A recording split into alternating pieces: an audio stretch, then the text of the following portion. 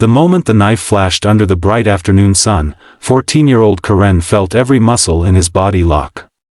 He had seen danger before, more times than any kid should, but this was different.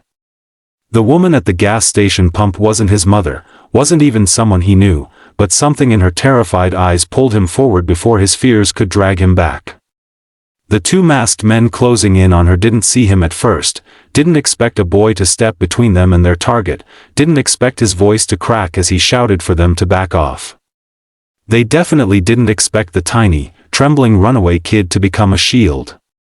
But Karen had spent years being invisible, years being overlooked, and in that moment, he chose to be seen, whether it saved him or destroyed him. If you believe in kindness, second chances, and stories that remind us humanity still exists, please take a moment to like, comment, share, and subscribe to Kindness Tales. It truly helps the channel grow and keep these stories alive. Karen had been on the streets for 3 weeks when he stumbled into that gas station.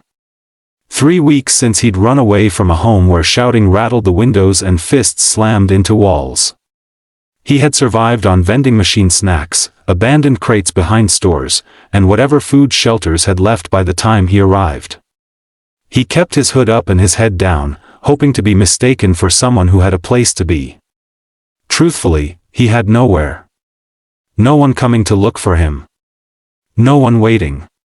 He moved like a shadow, carrying a backpack that held only a change of clothes, a cracked phone he couldn't charge, and a photograph of him as a toddler sitting on his dad's shoulders, the only moment of happiness he knew had actually existed. He had stopped at the station to wash his hands and cup some water into his palms, trying to at least feel clean even if nothing else in his life was. That was when he noticed the woman, middle-aged, kind-looking, wearing a leather vest with patches stitched across it. She was refueling her bike, humming softly to herself. Something about her looked warm, gentle, safe. Karen usually kept his distance from everyone, but he found himself glancing her way because she reminded him of what peace might look like. Then the van screeched to a halt at the edge of the station. The two men hopped out fast, masks tight across their faces, knives glinting under the sunlight. They didn't come for money, not at first. They tried to drag the woman toward their van. Karen felt panic twist his stomach, but his feet moved before his mind even understood what he was doing. He shoved himself between them and the woman. He tried to look brave, but his heart thundered so hard he thought they would hear it. One man grabbed Karen by his hoodie, lifting him off his feet with terrifying ease. He felt the world blur as adrenaline took over, as instinct forced him to twist and kick and scream for help. What he didn't know was that help was already pulling into the station. The roar of a Harley engine shook the air, then another, then another. The woman's husband, Maddox Rayner, president of the Iron Vows Motorcycle Brotherhood, had been only minutes away when she texted him that she'd stop for gas. When he arrived and saw his wife being dragged, and a kid he'd never met being manhandled for trying to protect her, something inside him snapped with a force that electrified the entire lot. Maddox and 2 of his bikers stormed the scene like thunder rolling across open sky. The robbers didn't wait, they dropped Karen, scrambled into their van, and sped off. Maddox didn't chase them. He dropped to his knees beside Karen, checking if the boy was hurt, asking questions Karen couldn't even process. He kept expecting harshness, expecting judgment, expecting the same cold dismissal he'd always received. But Maddox's eyes were steady with gratitude, raw, real, and overwhelming. The woman, whose name was Lisa, gently lifted Karen's chin and examined the bruises forming along his jaw. She didn't flinch when Karen tensed, she didn't step back when he whispered that he didn't want trouble. Instead, she whispered that he wasn't trouble at all, that he had saved her. No one had ever said something like that to him before. A crowd formed, murmuring, pointing at the bikes, pointing at Karen, pointing at the van speeding away.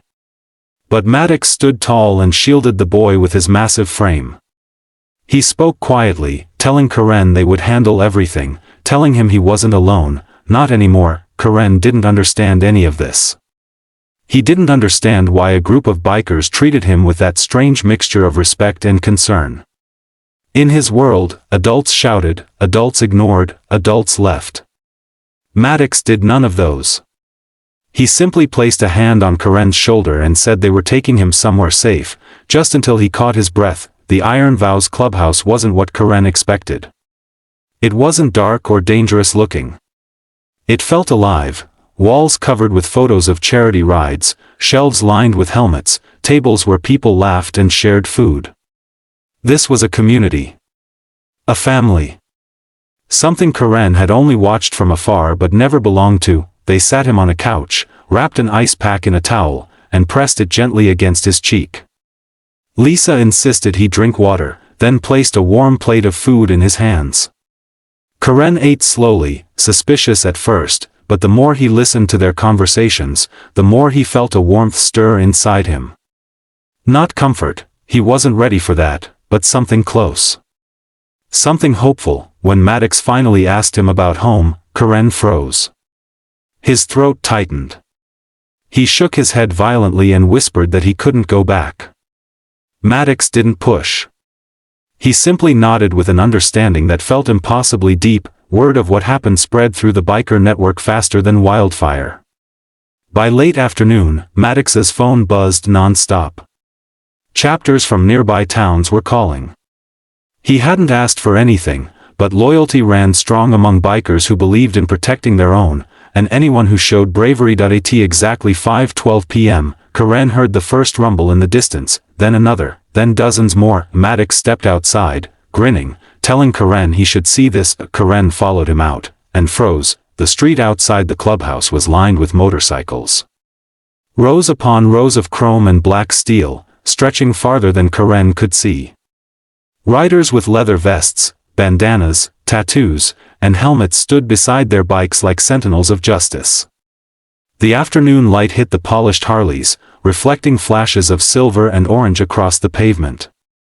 The sound was deafening, 500 engines revving in solidarity, in gratitude, in honor of a kid who stood up when most grown men wouldn't. Karen's breath vanished from his lungs. Lisa wrapped an arm around his shoulder. Maddox stepped beside him, arms crossed, face proud.